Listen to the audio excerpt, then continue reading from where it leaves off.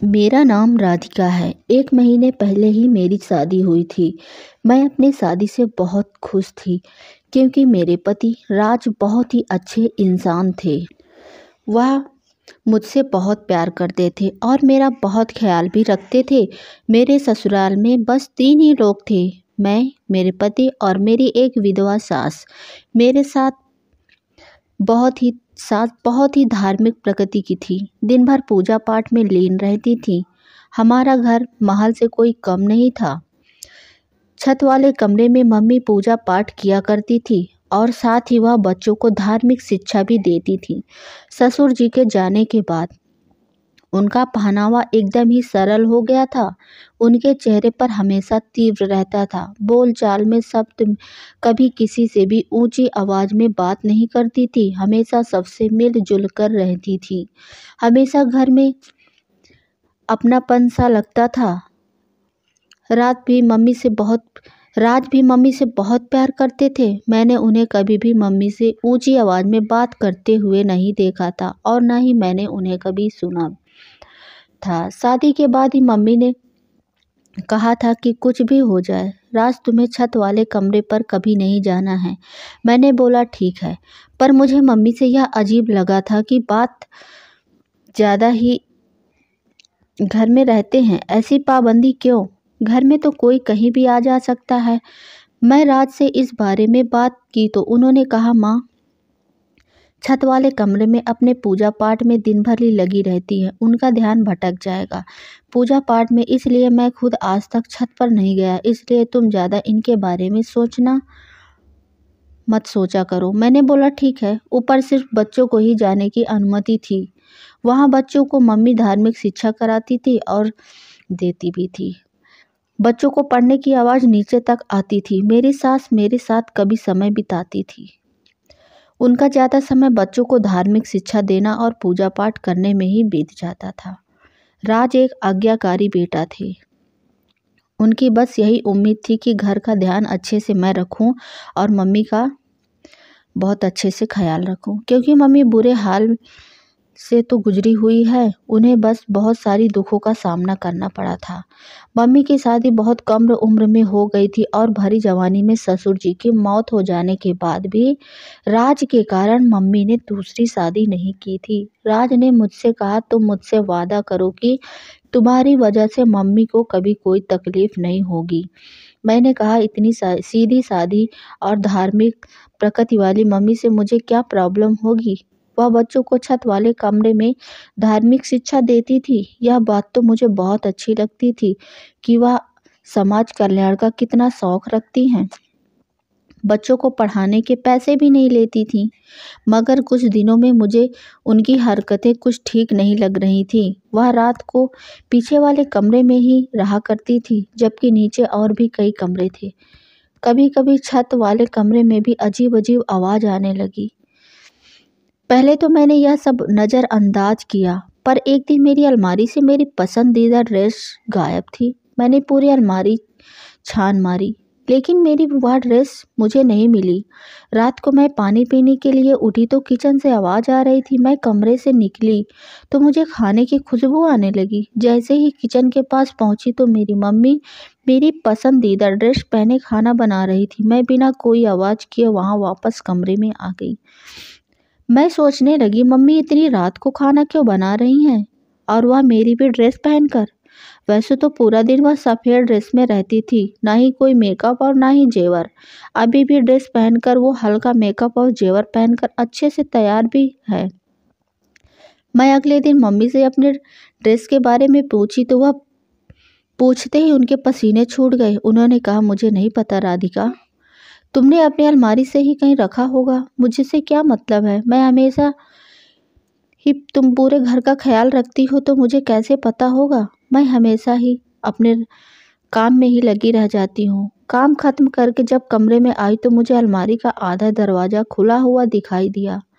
तो मैं उनको बंद करने ही जा रही थी कि मुझे मेरी ड्रेस दिखाई दी। उसकी हालत ऐसी थी जैसे कोई उसे जल्दबाजी में रखने की कोशिश की हो। मैं समझ गई थी। जब मैं किचन में काम कर रही थी तब मेरी सास यहाँ आकर रख गई होगी। मगर मुझे हैरत हो रही थी, मम्मी ने आखिर मेरी ड्रेस पहनकर तैयार क्यों हुई। उसी रात मुझे किसी बच्चे की रोने की आवाज़ आ रही थी। मैं डर कर बैठ गई। राज बहुत गहरी नींद में सो रहे थे। मैं कमरे से बाहर निकलकर इधर उधर देखने लगी। फिर मुझे लगा यह आवाज़ तो ऊपर के कमरे से आ रही है। मैं और डर गई। हमारे घर में इतनी रात को किसी बच्चे की रोने की आवाज़ कैसे आ सकती है। मैं सोचने लगी ऊपर जाकर देखती हूँ। फिर मुझे याद आया कि मम्मी ने मेरा ऊपर जाना सख्त मना किया हुआ है। लेकिन मेरे मन में जानने की उत्सुकता के कारण मैं ना चाहते हुए भी मेरे कदम सीढ़ियों पर चढ़ने लगे। डर डर के दबे पांव मैं चल रही थी। मुझे डर था मम्मी या राज मुझे पर नज़र पड़ गई तो मेरे लेने के देने हो जाएंगे। मैं किसी तरह से ऊपर पहुंच गई। तभी वहां एक बच्चे से रोने की आवाज़ आई। मेरी कदम आगे बढ़े उससे पहले ही मुझे राज की आवाज़ आई तो उनको लगा कि मैं किचन में पानी पीने आई हूँ, इसलिए उन्होंने कहा राधिका किचन से आते वक्त मेरे लिए भी पानी लेते आना। मैं उनकी आवाज़ सुनकर मैं दौड़ते हुए किचन में गई और पानी की बोतल लेकर कमरे में चली आई। राज को मैंने कुछ नहीं बताया क्योंकि मुझे लगा वह मुझ पर ही गुस्सा करेंगे, तुम ऊपर क्यों गई। इसलिए मैं चुपचाप सोने की कोशिश करने लगी। यकीन मानिए मेरे मन में कई ख्याल थे, इसलिए मुझे रात भर नींद नहीं आ रही थी। बस वही बच्चे को लेकर सोचकर मैं परेशान हो रही थी कि आखिर वह बच्चा क्यों रो रहा था।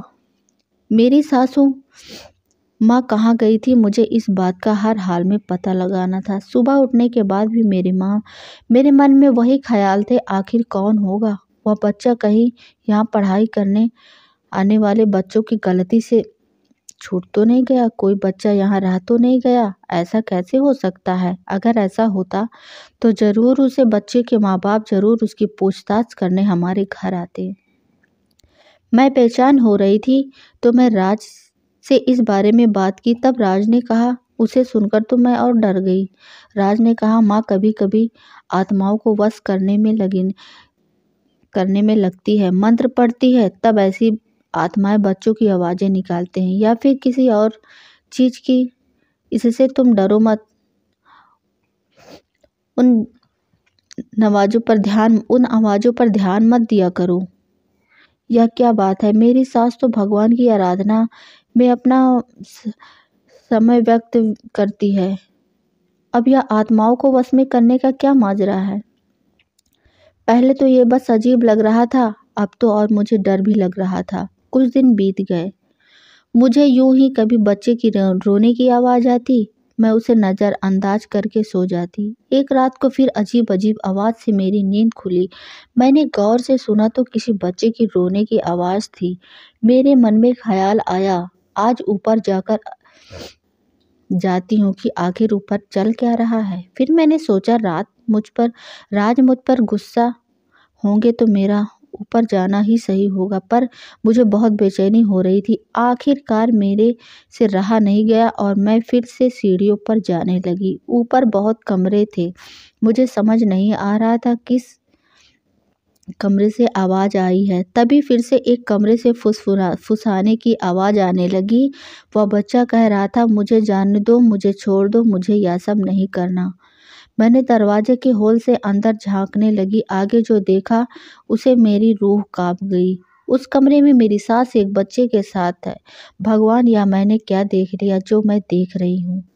क्या वह बच्चा है। मेरी सास उसे बच्चों को जबरदस्ती अपने पास खींच रही थी और उस बच्चे के हाथ बंधे हुए थे। सास को तो अपने कपड़ों का भी ध्यान नहीं था, साड़ी उधर जा रही थी, पल्लू कहीं और जा रहा था, उनके बाल भी बिखरे हुए थे। मुझे कुछ समझ नहीं आ रहा था क्या करूं। मेरी आंखों से आंसू बहने लगे। मैं कमरे में आकर और सर पकड़कर बैठ गई। उस बच्चे को ऐसी हालत देखकर मुझसे रहा नहीं गया। न जाने वह बच्चा कब से वहाँ बंद है और मेरी सास इतनी सीधी सादी और पवित्र होने का ढोंग करती रहती है और रात में उस बच्चे के साथ मुझे उन पर चिल्ला रही थी और उसे बच्चे की हालत याद करके मुझे रोना आ गया। मैं फूट फूट कर रोने लगी। मेरी आवाज़ रोने सुनकर राज की नींद खुली। उन्होंने मुझे देखा और मेरी हालत देखते ही डर उठकर बैठ गया और पूछने लगे, राधिका क्या हुआ है तुम्हें? मुझे समझ नहीं आ रहा था राज को क्या बताऊं, क्या जवाब दूं, बताऊं या नहीं बताऊं। तब उनको पता चलेगा कि उनकी देवी समान माँ कैसी है, तो ना जाने राज के दिल में क्या बीतेगा। इसलिए मैंने बोला, कल मेरा सर बहुत देर से दर्द है, मैं बहुत देर से। राज तुरंत उठकर मेरे सर दर्द की दवाई दी और मेरा सर दबाने लगे। ना जाने मेरी आँख कब लग गई। सुबह आँख खोली तो राज मेरे पास ही बैठे थे और मैंने उठने के लिए जैसे ही करवट बदली तो मेरे पास मेरे सास बैठी हुई थी और वह किसी मंत्र का उच्चारण कर रही थी। उनको देखते ही मेरे तन बदन में आग लग गई। मैंने गुस्से से कहा, मेरी आवाज़ में रूखापन झलक रहा था। राज ने तुरंत ही मुझे जवाब दिया, ऐसे क्यों बात कर रही हो राधिका?